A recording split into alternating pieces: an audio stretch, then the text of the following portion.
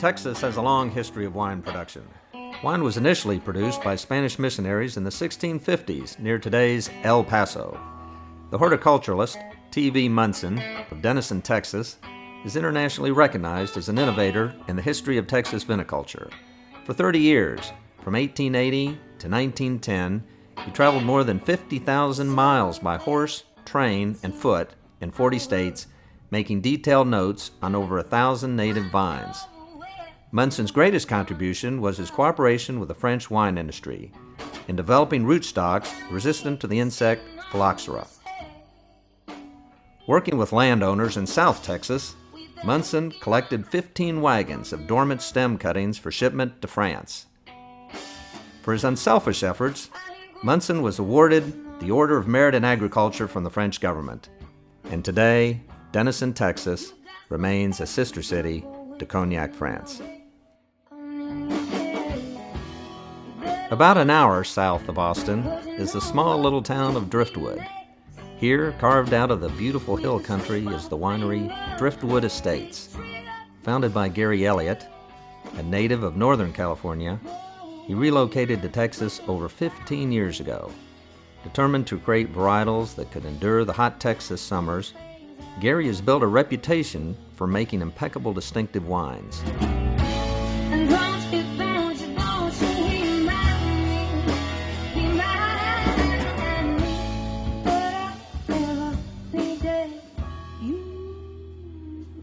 Here this afternoon with Gary Elliott, owner and founder of Driftwood Estates Winery.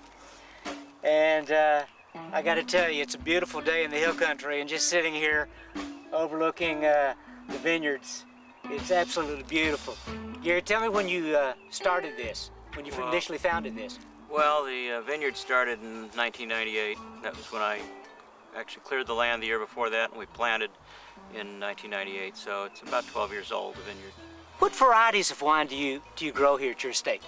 We have 3 reds and 4 whites right now. We have Cabernet Sauvignon, and we have Syrah, which is a Rhone varietal, and we have Sangiovese, which is an Italian varietal.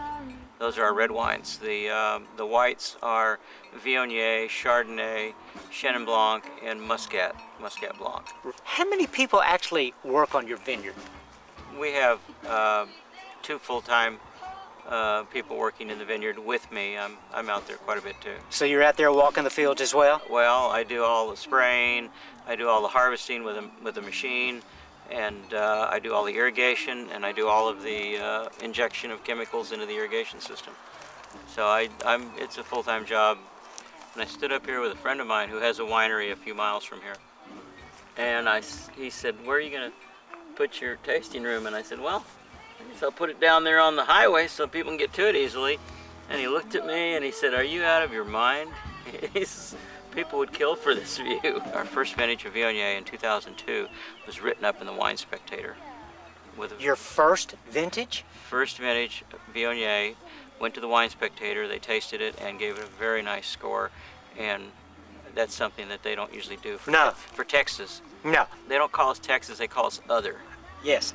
Yeah. We're in the 46 right. Other. Yeah, it's California, Washington, Oregon, New York, and other. And we're trying to carve out that other niche and have them do the 5th one as Texas. We make great wines down here too. They haven't recognized that yet, but the day will come. We wish you great success. Did I ever needed you? Did I ever needed you? T.V. Munson would not imagine the growth of the wine industry throughout Texas. From the plains of West Texas to the South Central Hill Country to the burgeoning vineyards in North Texas, vineyards are being cultivated by dynamic and dedicated men and women. And to celebrate many of the state's special varietals, Austin is hosting its annual wine festival. A wine festival of total celebration and joy.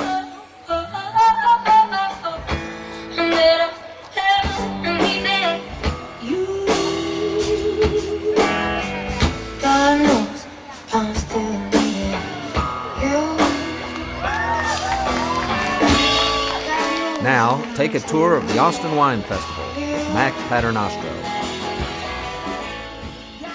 Mack Paternostro here at the Austin Wine Festival.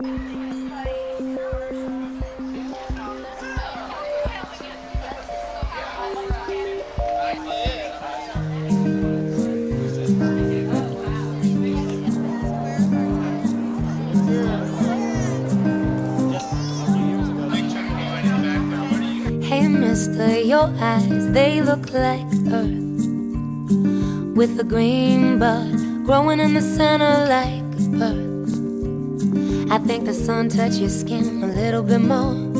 Now I know what fingertips are good for, caressing and blessing. My heart starts confessing, you're the kind of guy who's gonna waste my time. I'm gonna give you $1 and you'll give me a dime. I don't see why you feel the need to be so damn hard to read. You're the star in the sky that makes the others dim, one that makes the other one's chances slim. Tell me, what trick did your mama pull to make you so damn beautiful, so beautiful?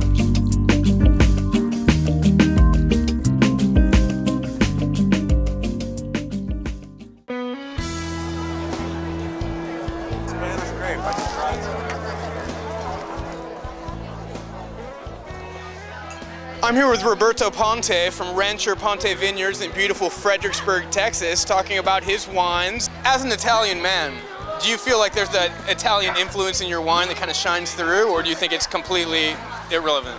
Well, we say that, we've been making wine for 5 generations, which is true, because my great-great-grandfather had a winery in Italy. But I think just about every Italian can claim 40 generations because everybody made wine at home. Am I completely wrong in bringing Italy into the winemaking aspect at all? Do you kind of hold that as a reference point to your wine, or is it just completely... We're first and foremost a Texas winery, and growing an Italian varietal like Sangiovese in Texas will have a Texas flavor to it. So we're not really concentrating on varieties that are Italian necessarily. We're trying to grow what works. Do you speak Italian on the vineyard? We speak at the vines, yes. I give them speeches, and that's why the quality gets a lot better. Can you give me one sentence that you might say to the vines? Cresci, cresci. Forza Roma, siempre. That was more of a sentence than mine, yeah. And it's, by the way, it's Forza Magica Roma. Okay. You're gonna get in trouble now with all the other team people. At what point in your life did you decide that wine was something that you wanted to devote a major part of your life to? I didn't have a choice. I was checking emitters when I was 12 years old for my dad, and I tried to get away from farming. And I think every generation we try to get away, and we always come back to it. And I think the good thing about farming is that it keeps your feet, firmly on the ground, and you know that you don't control everything. So we keep going back to viticulture. So can you take me through some of your signature varietals? Right now we have 12 wines, 8 of which we released, and our most popular wine is kind of an unorthodox blend. We call it Triple M blend, and it's a blend of Merlot, Mourvedre, and Muscat Canelli, and people really seem to like it. With all that Parmesan cheese that's flying around, in Rancho Ponte, does any of it ever get into the wine and kind of affect the taste? No, it doesn't. No. We keep the cheese away from the wine. I see. This is our Tempranillo. Tempranillo is a Spanish varietal that does really well in Texas. It likes the heat, and we really, really like it. When people ask for Pinot Noir, we tell them, this is actually kind of like a cousin of it, a little less acidic. I can taste the love that went into that wine. And I thank you for your time, and, wish you the best. Thank you. Thank you.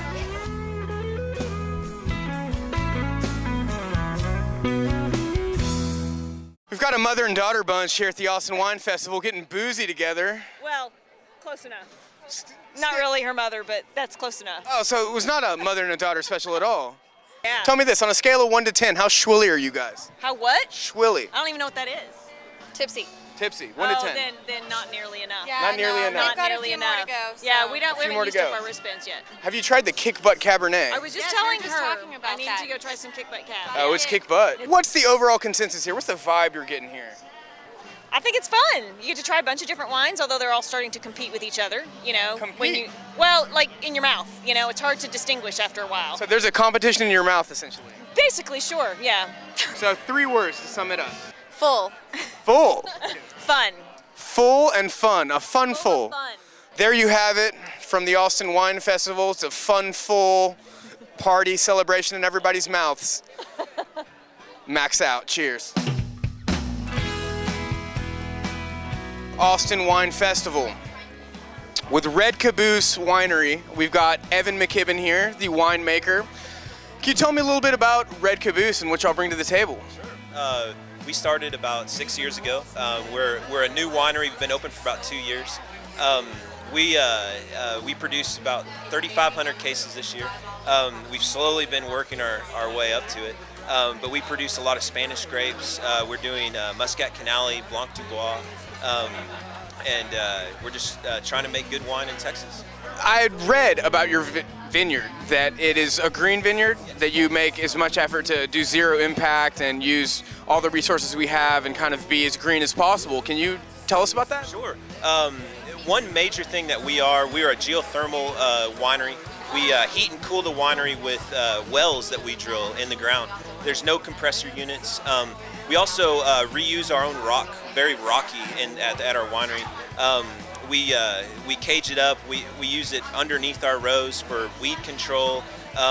Also, we have shading coefficiencies that help keep the building cool, so we don't have to use more AC in the building. Get into the solar power. Once the photovoltaic cells are in, we'll be 100% efficient and we'll be off the grid. So. Off the grid. So if I drive up to Red Caboose Vineyards in Meridian, Texas, will there be a man with a big beard and a shotgun greeting me and checking my passport to enter into their own republic? Off the grid? That actually described my dad in a nutshell, so if you do see him, that's my dad. Well, could you kind of turn around for a little bit? Do you have one big dreadlock hanging from behind? Because I just wanted to check, because you're a clean-cut guy from the front. I thought it was business in the front, party in the back. No, I just got a haircut before I came down here. It's a beautiful thing. Well, we're all green here in Austin, Texas, or at least claim to be, but I guess you guys are really representing, so, that's a great thing. So if you can walk me through the tasting notes of this wine for somebody who's not familiar with wine. This is great, this Blanc du Bois. Blanc du Bois gives you a lot of fruit tone to the wine. I get a little pear and banana out of it. Definitely an easy wine to drink, something I might have with apple, orange slices, but just a great patio kind of sipping wine. Now this wine's a little different from a sweet wine. Most of your sweet wines you want to keep at 9, 11% alcohol. This is a little higher alcohol, and you can taste it in the wine. Alcohol is going to give you a little pepper. And with the fruit in this, the pepper's an off flavor, and it really matches nice. That is a magical wine. If I could describe this to you at home, it's a sweet wine, but not too sweet. You can taste fruit in it. I mean, I'm not the man to be describing this wine, but if I had to describe it, I would be shirtless in a European bathing suit in a hill country pool with Austin Stone all around me. Women to the left, women to the right, a gorgeous fruit platter, this wine chilled and in my hand, and life would then be good. Thank you, Evan McKibben from Red Caboose Winery, for your delicious wines and the impact that green wine is making in Texas.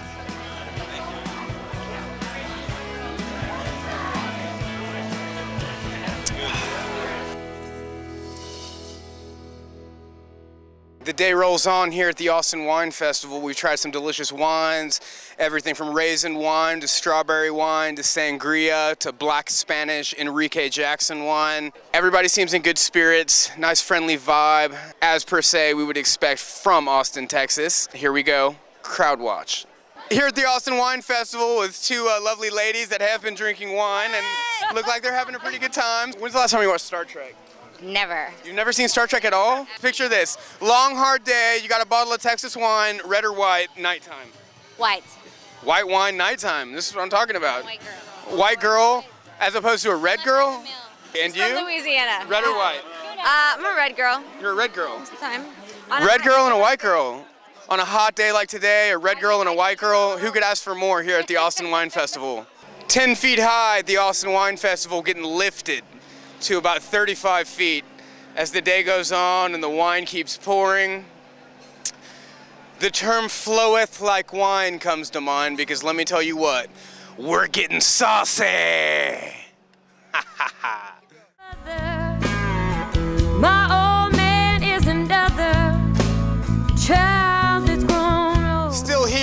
Austin Wine Festival with Mandola Winery in beautiful Driftwood, Texas. Can you tell me a little bit about the winery? Introduce yourselves, guys. I'm Lisa Dukeman. I'm one of the owners of Mandola Estate Winery. I'm Dave Riley. I'm the Chief of Winery Operations. Do you yourself get out there and kind of roll up your sleeves and get in there and pick the grapes and kind of till the soil? And... Actually, yes, I do. Do you have cutoff jean shorts when that happens? Or are there cutoff jean shorts that are flowing around the winery? Actually, this is every day, just like this. Every day? Like business cash. I like that. I like that. So as La Dueña, or the owner, as we like to call here in beautiful Austin, Texas, if you had to give 3 feeling words that kind of sums up the philosophy of Mandola Winery, what would they be? Oh, goodness. I would say fun, fabulous, and refreshing. We're making our mark. We're doing great wines, great food-friendly wines. Obviously, we have a winery and a restaurant. We make wines for food. That's where we are in Texas wine.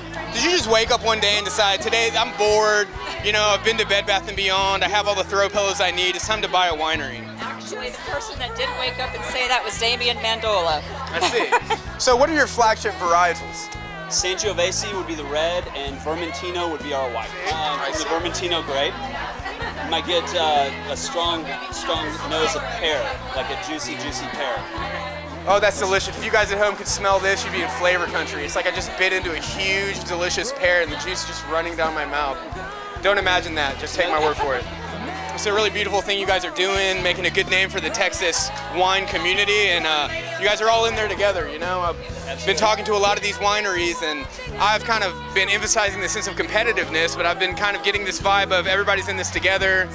You know, we make different wines, we're not competing with each other, we're all part of one big, happy family. We're all friends and neighbors. Friends and neighbors. Try to support each other. Cheers. Cheers. Cheers.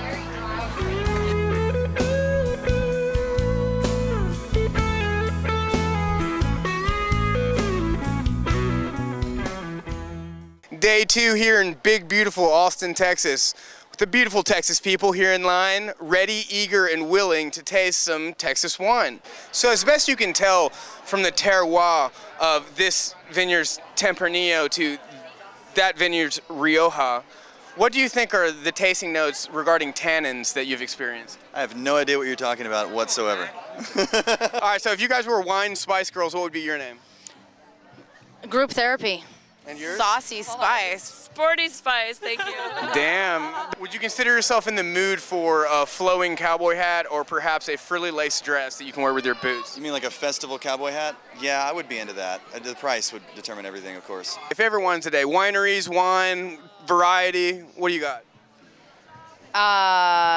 You know what? They were all so good. I can't pick. And have you tried the strawberry wine here? I drank a bottle of that on the way over here, actually. Is that right? I did, yeah. Okay, would you say would you say that you've seen a lot of big men here at this festival? I'm the biggest that I've seen so far, but I've just been staying in this area. Tall-wise, I'm not talking about like girth, so. I was a fan of the Three Dudes as well as the Wood Rose. Yeah, that was also And Driftwood's always a favorite of mine, though. Noted. Sporty Spice likes 3 dudes. Backstage here at the Austin Wine Festival with some groupies, I think. Yes. Would you consider yourself a groupie of which band? Texas Renegade. The Texas Renegade. That sounds tough as sh. I almost said it. So tell me this, have you been drinking some delicious wines? Yes, I have. For about 2 hours now. Turning the bottle upside down or a glass? No, you know when you have this little tag on, instead of getting more of a glass, you get more of like a sip. Because you can get unlimited. So would you say you're pretty limitless? Limitless, yes. But I am a fan of the peach Bellini and sangria, little frozen, you have to pay for. Sure you but are. It's good. I actually got one of these. I don't know how I got this, but I just... Look at you go. Check it out. I too have one of those. See, You think if we united the forces, we could summon some sort of wine god similar to Captain Planet, but way schwillier? Double VIP, yeah. Here with some local artisans, the Austin Wine Festival. I think I look like this guy. What do you think? Watch this. There's a heavy resemblance there for sure. How's the wine doing here? You had a little bit of wine in your gullet. I believe in wine, I believe in Bacchus, I believe in celebrating the good times. Old and young, well not too young, at least 21. Man, woman, all races and creeds, Texan, tourist, visitors from other realms. all come here for one reason: to be good consumers and drink Texas wine. You drinking some wine? There's some wine in your gullet? We're at the wine festival, of course, you know. Tell us a little bit about how the wine influences your photography. There's a little bit of flow going on when you drink wine, and there's a little bit of flow going on when I take photos. The flow. The wine doth flow, doesn't it? So if you could give 3 feeling words about what you've seen at this festival, from the vibe of the wine vendors and the people and everything, what do you think? Smooth, easy, pizzazz. That makes a good wine right there. Smooth, easy, with a little bit of pizzazz. I'm here with Aaron. And Liz. They just got here. They haven't had a sip of wine yet. Tell me what you think about Texas wine. I think it's probably as good as California wine, at least, if not better. Hey, Bush served it. I mean, we can... Bush served it? At the inauguration dinner, so it's high class. Do you know what wine he served at the inauguration dinner? It's from Messina Hoff in College Station, Bryan. How do you know this? Because I'm an Aggie and I'm from College Station. You're an Aggie? Yes. We're not going to hold that against you. I'm downwind from an Aggie. 1 to 10, how buzzed are you? 12. A 12. Welcome to Spinal Tap. The crowd has spoken. Everybody's having a grand old time today in Austin, Texas. Sunny, beautiful Texas weather, nice Texas people, even better Texas wines. I mean, what can I say that hasn't already been said except for chin chin, where's my glass? The sun is shining here on day 2 of the beautiful Austin Wine Festival. I'm here with Franklin Hauser and his daughter Sabrina Hauser from Dry Comal Creek Vineyards. How are you guys doing? Listen, things when you're better, I couldn't stand it. It's a beautiful day. The future looks so bright, you gotta wear shades. I know, that's Where right. are my shades? Can I borrow your shades? We're doing good. You can. Would you like to? Yeah, I'd like to borrow your shades. All right, that's good. All right. Tell me this. When did the inspiration to create a vineyard, how did that strike you? One day, were you just sipping a bottle of wine, you're like, you know what? Sell the farm, I'm buying a vineyard, and I'm gonna sit Indian style in the vineyard, just drink wine for the rest of my days. Well, the last part is correct. That's exactly what I wanted to do, was make a little bit of wine and put my feet up and relax. Didn't work out that way, did it? It got out of hand. Well, we've been in business 11 years, and we've been successful each year, and we have a number of very special wines that are proprietary blends that nobody else in Texas makes. Cheers. Try this. All right. For those of you at home who can't enjoy this delicious glass of sangria under this squelching Texas sun, it is a breath of fresh air. This is the sexiest grapefruit juice you will ever taste in your life. It was named last year by Walt Wilkins in the Mysticaros as Love Juice. Love juice. I can see why. Get some love juice. I can see why. Give me a couple more hours. That's right. And some close proximity to those female musicians. All right. And maybe we can make some epiphanies. I'm sorry, they weren't female physicians. Physicians. I need some more of this. Well, that's not my department. I'll give you access to female physicians. Even better, even better. Which ones do you think are the signature wines that you are making that, you know, kind of stake the claim for your vineyard? Black Spanish, #1. We are also the only Texas winery making French Colombard in 2 varieties, a bone dry and a demi-sweet. Well, you know, demi-sweet. Demi-sweet. That means kind of halfway sweet, right? Halfway sweet. Yeah. It's like Demi Moore hungover on a bad day. She still looks sweet, but she's bitter. See, the way I look at it, I've lost my job. They've repossessed my car. My home is being taken over next week. I don't have any food in the refrigerator, so what the hell is left? Drink. So that's why we're having this festival. All you people that got some tough times, come out to the festival and let's rebut the takeover of our country by whoever it is. Now this man has the right idea about things. Dry Comal Creek Vineyards, Love Juice Sangria, Black Spanish. I think that's like Enrique Jackson. Yeah. Enrique Jackson, Black Spanish wine. We love you guys. All right. Thank you. Thank you. Cheers. Thank you.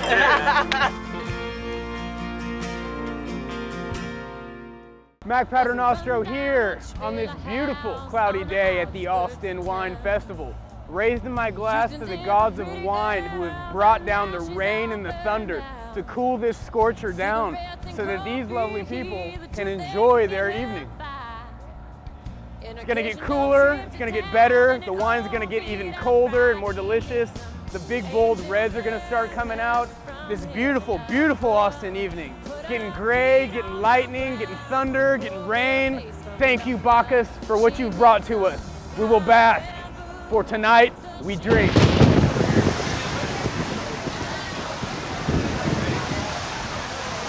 Do you think it is raining hard enough, ladies and gentlemen? Because I tell you that in Texas, everything is bigger, everything is better, everything is more ferocious. The rain is bigger, the people's hats are bigger, the men are bigger. I'm not gonna say anything about the women, but I will tell you this, that when it rains, it rains. In Texas, we don't play around. It's beautiful weather. Yes, it's been the greatest! Give me 3 feeling words that don't involve water. Cold. Entertaining. Damn, I want to say wet. Can I say damn? I'm wet. And I've got about $5 in my pocket, so I'm gonna buy another glass of wine. It's drying out. That did not involve wet or soaked. The hardworking director, Katie James. Well, since vineyards are farmers, we never curse the rain. So on the agricultural side, we're pleased. On the consumer event side, it's kind of a bummer. Ladies and gentlemen, we have rain. Can you tell us a little bit about your experience here at the office? It's really hot and we're sweating like crazy. This is awesome. This is the best year ever. Great spot to be trapped in here at the Austin Wine Festival. Bacchus hasn't quite smiled on us. He's more laid down the hand of fury of the wine god.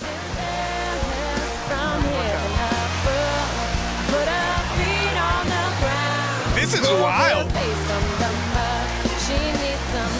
Is it Lance? Lance! Ladies and gentlemen, Lance Armstrong.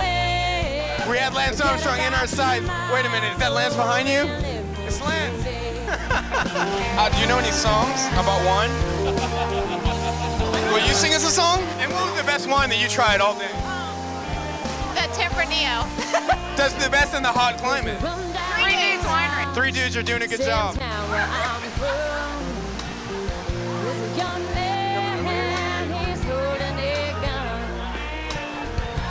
On his hands and dead on his face.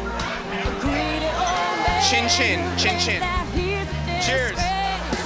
Austin Wine Festival.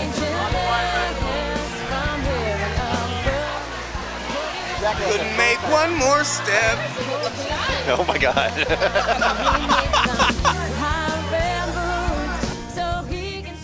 One more kick butt Cabernet. One more kick butt Cabernet, please.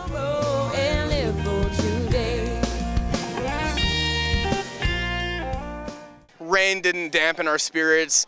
They took good care last night. I bet they worked through the night. Katie Jane takes care of things around here.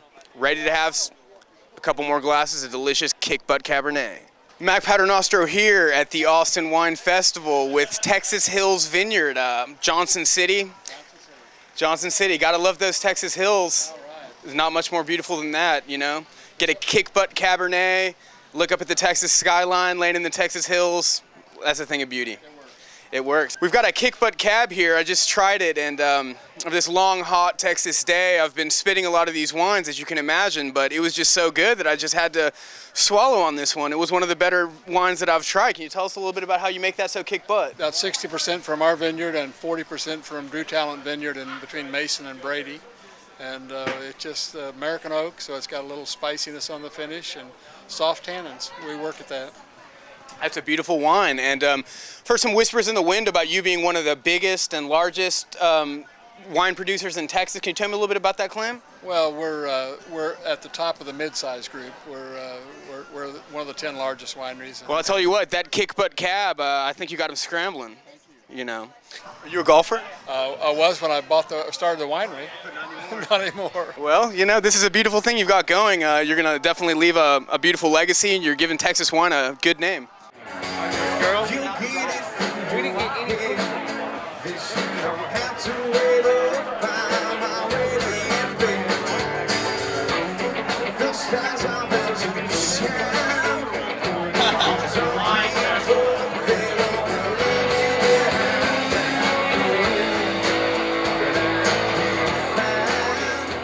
Mack Paternostro here again, Austin Wine Festival Day 2. Bruno and George Winery with Sean Bruno. Sean, how are you doing this fine, cloudy Texas Sunday? I'm fine, thank you. From one Mediterranean guy to another, doing real well. Forza Sicilia siempre. Si, Siciliano. Tell me about the family impact in your winery. The story is my winery. I actually lobbied personally the Texas legislature back in the late 90s to have dried fruit and raisin wine to be a marketable item in Texas, and won. It had been illegal to market raisin wine since the days of Prohibition. In the days of Prohibition, inspectors would come in for bootleggers. They would hide their raisins and dried fruit and it wouldn't rot. And then when the inspectors would leave, they would come back in and make their raisin jack. You can make all you want in Texas, but you couldn't market it. So my family, being brought up Sicilian in Texas, raisin wine's historical wine. It's been around for 2 millennia. Ancient philosophers and writers, Plato, Virgil, Pliny, all those writers and philosophers wrote about the virtues of raisin wine. Of course. And the reason is that raisin wine had longevity and it didn't oxidize. And this is the day before stoppers were invented. So I took it upon myself to have my grandfather's traditional raisin wine to be marketed in Texas. Took me 2 years and I won the battle. And I subsequently decided to do other fruit dessert wines because I wanted to have something unique to go along with this unique wine. I love grape wines, but I wanted to do other berry and fruit wines to go with the raisin wine because there were so many other grape wines already on the market. The 4 wines that we brought here today at the Austin Wine Festival were all international winners, and they're all real berry wines. So, I mean, we're not using grape wine with the flavoring or the fruit additive. We actually crush our berries or get the juice, bring it in, crush, and make the wines out of them. And it is a beautiful thing. I had a nip of that strawberry wine before this interview started, and that's why I have an extra pep in my step. We're proud of our wines. They represent their fruit. They're not overly sweet or syrupy, but they are medium sweet. Our raisin-like wine is definitely like a tawny port, but it's not fortified. It's fermented unto itself. I see. Now, your grandfather gave his raisin wine to you. Are you passing on your winemaking skills to your future generation? Well, my grandfather gave his skills to my father and his brothers, my uncles, learned from them, and they have taught several of the nephews, but then I decided to go a step further and do it commercially. That is a beautiful thing, you know. I like rich family tradition in all my wines. Well, we definitely have a family tradition. My grandfather used to make the raisin wine in late spring, and then it would be ready in early autumn, and right by the holidays, Thanksgiving, Christmas, New Year's, he would give away his raisin wine to all his family and friends. And of course, I learned those skills from my uncles, but then I had to learn other things to bring it up to a commercial level. I see. And where is Bruno and George Wine located? It's outside of Beaumont, 15 miles west on Highway 105 in a little community called Sour Lake, Texas, on 3 acres. We have a full tasting building, then we have a process building, and we have a pavilion for weddings and reunions, receptions, and picnics. And I'm sure that songs involving strawberry wine have been booming out of the amplifiers of that pavilion. Well, we do have strawberry wine, but actually if you come to Bruno and George, you're liable to hear more of a Tony Bennett or Frank Sinatra. Or some evening in Tuscany type music. We're really enjoying all the wineries here. Everybody owns the wineries. They're all very friendly.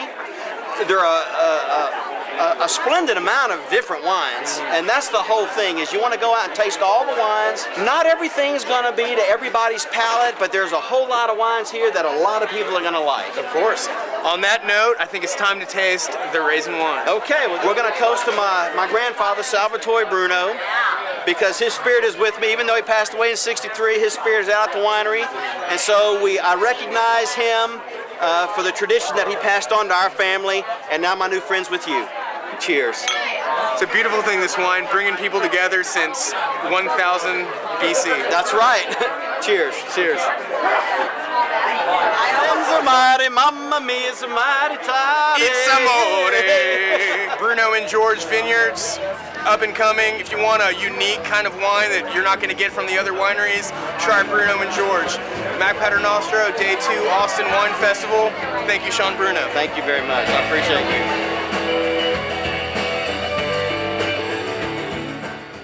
Learned a lot of things in my time here at the Austin Wine Festival. Came into it thinking that these are a bunch of wineries from Texas competing to be the #1 winery and putting their wine out there for the people to see and making a name for themselves as an individual unit. But delving into this event, I've really realized a sense of camaraderie and a sense of family in Texas winemakers, and that they're not in this as individuals, they're in this as Texas winemakers and to make a name for Texas as a wine growing region.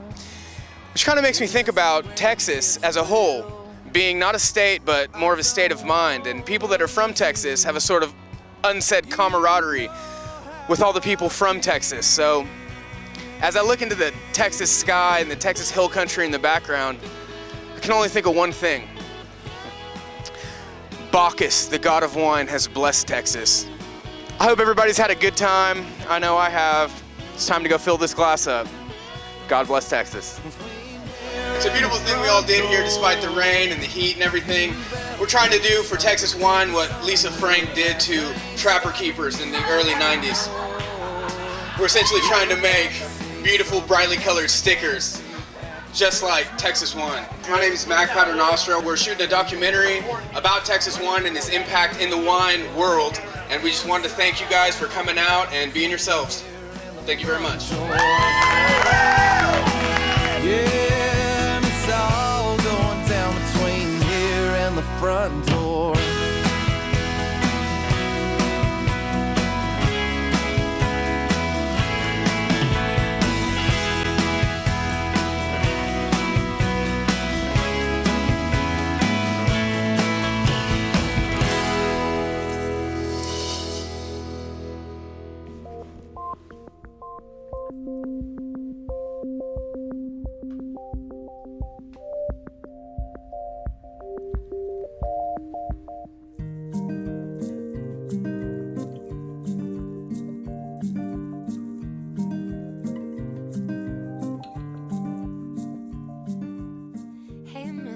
Your eyes, they look like earth, with a green bud growing in the center like birth. I think the sun touched your skin a little bit more. Now I know what fingertips are good for, caressing and blessing. My heart starts confessing, you're the kind of guy who's gonna waste my time. I'm gonna give you $1 and you'll give me a dime. I don't see why you feel the need to be so damn hard to read. You're the star in the sky.